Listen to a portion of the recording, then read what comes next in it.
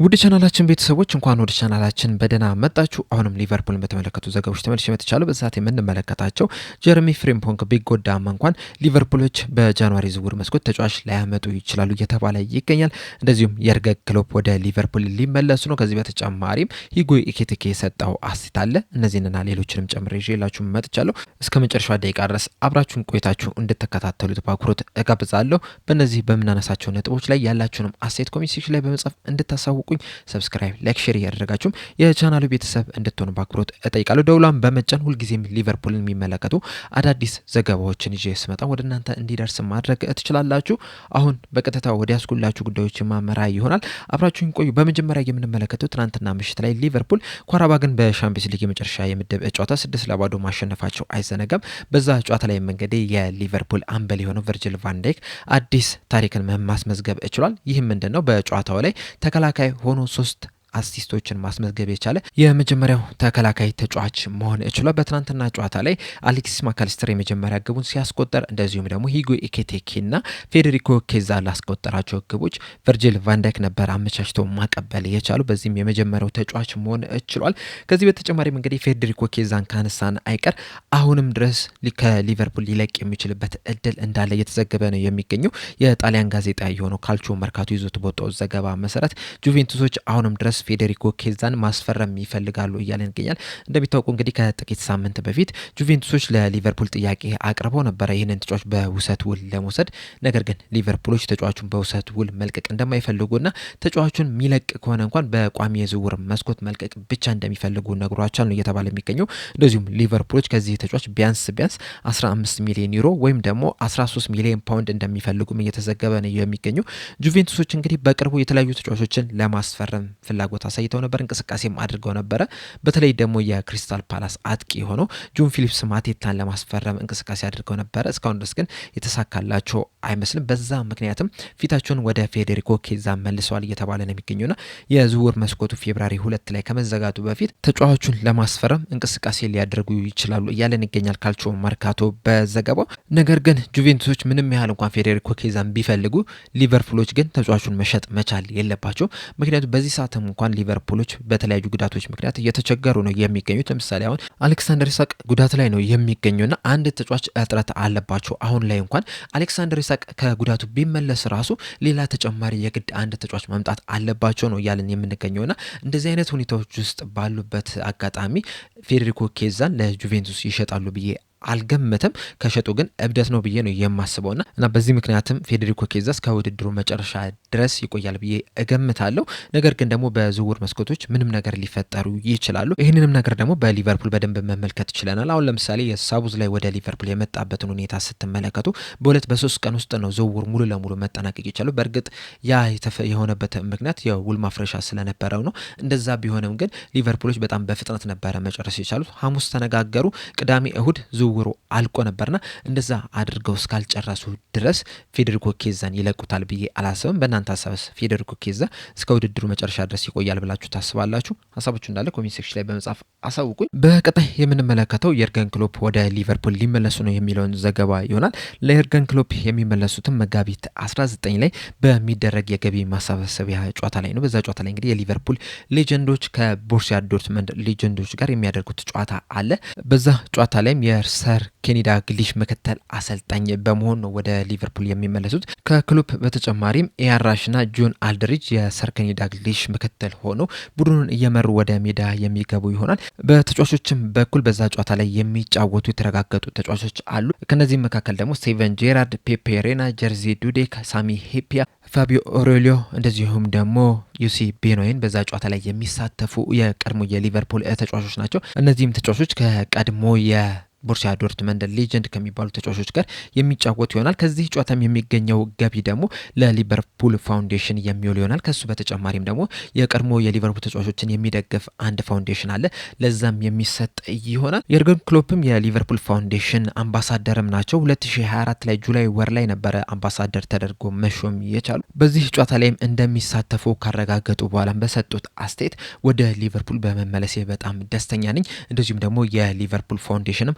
አምባሳደር በመሆኔ በጣም ክብር ይሰማኛል። ያ ጨዋታ ለኔ በጣም ኢሞሽናል ነው የሚሆነው። እንደዚሁም ደግሞ ለሊቨርፑል ፋውንዴሽን በዚህ ጨዋታ ላይም ኢንቮልቭ ለሚያደርጉት ሁላ በጣም ስሜታዊ እንደሚሆንም በእርግጠኝነት መናገር እችላለሁ። እናም ወደ ሊቨርፑል መመለሴ እንደዚሁም ደግሞ ከነ ሰር ኬኒ ዳግሊሽ ጋር እንደዚሁም ደግሞ ከቡድኖቹ ጋር አብሬ በመስራቴ ለኔ በጣም ትልቅ ትርጉም አለው። እናም ወደ ሊቨርፑል በመመለሴ በጣም ደስተኛ ነኝ። ሁላችሁንም እዛ አገኛችኋለሁ ብዬ አስባለሁ የሚል አስተያየትንም ሰጥቷልና የየርገን ክሎፕ ወደ ሊቨርፑል መመለስ በሊቨርፑል ደጋፊዎች ዘንድም በጣም ትልቅ ደስታን እንደሚፈጥርም በእርግጠኝነት መናገር ይቻላል። በመቀጠል የምንመለከተው አሰልጣኝ አርነ ስሎትን የተመለከተውን ዘገባ ይሆናል። በዛሬው ዕለት በወጣ አንድ መረጃ መሰረት አሰልጣኝ አርነ ስሎት በሻምፒየንስ ሊግ አዲስ ታሪክ ማስመዝገብ ችሏል። ይህም ታሪክ ከትናንትናው ድል በኋላ መመዝገብ የቻለ ነው። በዚህም መሰረትም አሰልጣኝ አርነ ስሎት በአንድ ክለብ ውስጥ ከ10 በላይ ጨዋታዎች በሻምፒየንስ ሊግ መርመራት ችለው ከፍተኛ የማሸነፍ ንጽጻሬ ማስመዝገብ የቻሉ አሰልጣኝ መሆን ችሏል። እስካሁን ድረስ እንግዲህ በሊቨርፑል 77% የማሸነፍ ንጽጻሬ ማስመዝገብ ችሏል። ባለፈው አመት ወደ 10 የሚደርሱ ጨዋታዎችን ነበር መጫወት የቻሉት። በዚህ ሲዝን ደግሞ 8 ጨዋታዎችን መጫወት ችሏል። በአጠቃላይ የተሸነፉባቸውን ጨዋታዎች ስንመለከት 3 ብቻ ናቸው። በፒኤስጂ 1-0፣ እንደዚሁም ደግሞ በዚህ ሲዝን በፒኤስቪ 4-1፣ በተጨማሪነት ደግሞ በጋላታሳራይ 1-0 በሆነ ውጤት ነው መሸነፍ የቻሉት። ከዛ ውጭ ግን ያደረጓቸውን ጨዋታዎች እንዳለ ማሸነፍ ችሏልና ከፍተኛ የማሸነፍ ንጽጻሬ በማስመዝገብ አንደኛ ደረጃ ላይ መቀመጥ ችሏል። አሰልጣኝ አርነ ስሎትን ከተመለከተን አይቀር ደግሞ ጄምስ ፒርስ ይዞት የወጣውን ዘገባ ስንመለከት እንደ ዘገባው መሰረት ከሆነ በዚህ ሰዓት ሊቨርፑሎች በፕሪሚየር ሊግ ጥሩ የሚባል ውጤትን እያስመዘገቡ አይደለም የሚገኙት። እንደዛም ቢሆንም ግን በሊቨርፑል አመራሮች ዘንድ አሁንም ድረስ አሰልጣኝ አርነ ስሎትን ይደግፋሉ። እንደዚሁም በቅርቡም ከስራቸው ይሰናበታሉ ተብሎ አይጠበቅም የሚል መረጃን ይዞልን ወጥቷል። አያይዞም እንደዘገበው ከሆነ ግን በቀጣይ ግን ምናልባትም የከፋ ውጤት የሚመዘገብ ከሆነ ግን ሀሳባቸውን ሊቀይሩ የሚችሉበት እድል እንዳለም አያይዞ መናገር ችሏል። በዚህ ዙሪያ እንግዲህ ኢንዲካይል ይዞት በወጣው ዘገባ መሰረት እሱም ይህንን ነገር ነው የደገፈው። በቅርቡ ላይሰናበቱ ይችላሉ። ነገር ግን ደግሞ በቀጣይ አስከፊ የሚባሉ ውጤቶች የሚመዘገቡ ከሆነ ግን ከስራቸው የማይሰናበቱበት ምንም ምክንያት የለም የሚል መረጃን ይዘውልን ወጥቷልና በቀጣይ እንግዲህ ሊቨርፑሎች የሚያደርጓቸው ጨዋታዎች በአሰልጣኝ አርነ ስሎት የሊቨርፑል ስራ ላይ ከፍተኛ ተጽዕኖ የሚኖራቸው ይሆናል። በመቀጠልም ሂጎ ኤኪቲኬ የሰጠውን አስተያየት ስንመለከት ሂጎ ኤኪቲኬ ከትናንትናው ጨዋታ በኋላ አንድ ጥያቄን ተጠይቆ ነበረ። እሱም ምንድነው ወደ ኒውካስል ዩናይትድ ለመዘዋወር ተቃርበህ ነበር ወይ የሚል ጥያቄን ተጠይቆ ነበር። ይህም የተጠየቀው እንግዲህ በቀጣይ ሊቨርፑል በአንፊልድ ኒውካስል ዩናይትድን የሚያስተናግድ ይሆናል ቅዳሜ ምሽት 5 ሰዓት ላይና ከዛ ጨዋታ በፊት ነበር በዚህ ጨዋታ ላይ ተንተርሰው መጠየቅ የቻሉት። እሱም በሰጠው ምላሽ አዎ ወደ ኒውካስል ለመሄድ ተቃርቤ ነበረ፣ ነገር ግን ደግሞ ውሳኔን ማሳወቅ እችላለሁ፣ ወዴት መሄድ እንደምፈልግም አውቅ ነበረ፣ ይህንን ማለት ብቻ ነው የምችለው የሚል አስተያየትን ሰጥቷል። በመቀጠልም በቅዳሜ ጨዋታ ላይ የኒውካስል ተጓዥ ደጋፊዎች አንተ ላይ ተቃውሞ ያሰማሉና በዚህ ላይ ያለ አስተያየት ምንድነው ተብሎ ተጠይቆ ነበረ። ሰጠው ምላሽ ግድ አይሰጠኝም፣ ምክንያቱም እኔ የሊቨርፑል ተጫዋች ነኝ፣ እንደዚሁም ደግሞ በሜዳችን የምናደርገው ጨዋታ ነው። ስለዚህም የኛ ደጋፊዎችም ከኋላዬ ናቸው። እንደዚሁም በሴንት ጄምስ ፓርክም በእነሱ ሜዳም ሄደን መጫወት እንችል ነበረ። በዛ ጨዋታ ላይ እንግዲህ አንዳንድ ተቃውሞችን ሲያሰሙ ነበረ። ነገር ግን በስተመጨረሻ አሸንፈን መውጣት ችለናል የሚል አስተያየትን ሰጥቷል። አያይዞም በሰጠው አስተያየት ከኔ የሚጠበቀው መረጋጋትን ብቻ ነው። በእነሱ ጩኸት ላይ ማተኮር የለብኝም፣ ግድም እንዲሰጠኝ ማድረግ የለብኝም። ዋናው ትኩረቴ መሆን ያለበት ጨዋታዬን መጫወትና ቡድኑን አሸናፊ ማድረግ ላይ ብቻ ነው እንጂ የደጋፊዎች ጩኸት ላይ ማተኮር የለብኝም። ምክንያቱም ዋናው ነገር ጨዋታውን አሸንፈን መውጣት ስለሆነ ነው የሚል አስተያየትን ሰጥቷል። በመቀጠልም በሊቨርፑል ደጋፊዎች ዙሪያ በሰጠው አስተያየት የሊቨርፑል ደጋፊዎች ድጋፋቸው ከኔ ተለይቶኝ አያውቅም። እናም የኔን ስም እያነሱ ሲዘምሩ መስማት ለኔ በጣም ትልቅ ትርጉም አለው። እናም ለደጋፊዎቹም ጭምር ነው የምጫወተው። እናም የነሱ ድጋፍም ደግሞ በጣም ትልቅ ኢነርጂ ነው እየሰጠኝ የሚገኘው። በተለይ ደግሞ አንዳንድ ጨዋታዎች ላይ ጎል ሳላስቆጠር ስቀር የኔን ስም እያነሱ ሲዘምሩ መስማት በጣም የሚያስገርምና በጣም የሚያስደስት ነገር ነው የሚል ምላሽን ሰጥቶ ኤኪቲኬ ወደ ሊቨርፑል ሲመጣ ይህን ያህል ምርጥ የሚባል እንቅስቃሴን ያደርጋል ብሎ የገመተ ያለ አይመስለኝም። በተለይ ደግሞ ሊቨርፑሎች አሌክሳንደር ኢሳቅን ካስፈረሙ በኋላ የአሌክሳንደር ኢሳቅ ምክትል ይሆናል ተብሎ ነበረ የተጠበቀው። ነገር ግን ደግሞ አሌክሳንደር ኢሳቅ ተደጋጋሚ ጉዳት በማጋጠሙ ምክንያት እንደዚሁም ደግሞ ኤኪቲኬም አስደናቂ የሚባል ብቃቱን እያስመለከተ በመሆኑ ምክንያት አሁን ላይ እንግዲህ በጣም ከፍተኛ ትኩረት እየተሰጠበት ነው የሚገኘው። እስካሁንም ድረስ እንግዲህ ወደ ሊቨርፑል ካመራ በኋላ 31 ጨዋታዎችን ማድረግ ችሏል። በአጠቃላይ 1951 ደቂቃዎችን ሲጫወት በእነዚህ ደቂቃዎች ደግሞ 13 ግብና 4 አሲስት ማስመዝገብ ችሏል። ይህም ማለት እንግዲህ አንድ ጎል ወይም አሲስት ለማድረግ 78 ደቂቃዎችን ብቻ ነው የሚፈልገውና ምን ያህል ድንቅ የሚባል እንቅስቃሴን እያደረገ መሆኑን እንግዲህ በዚህ መመልከት እንችላለን። በስተመጨረሻ የምንመለከተው ሊቨርፑሎች በጃንዋሪ ዝውውር መስኮት ምንም አይነት ተከላካይ ተጫዋች ላያስፈርሙ ይችላሉ እየተባለ ይገኛል። ይህንንም መረጃ ይዞልን የወጣው ስካይ ስፖርት ነበረ።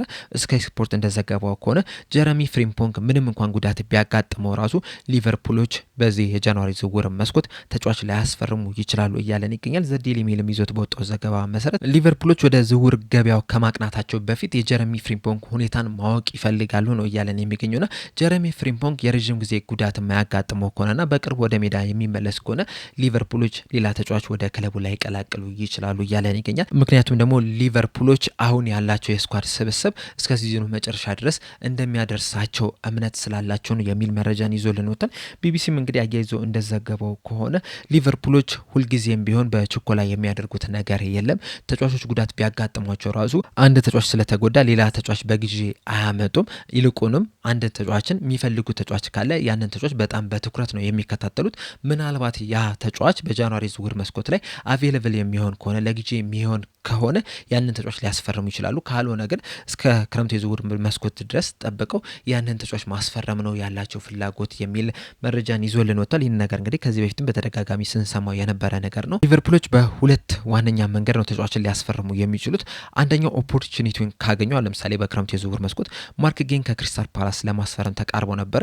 ያም ፊርማ ተሳክቶ ቢሆን ኖሮ የኦፖርቹኒቲ ፊርማ ነው።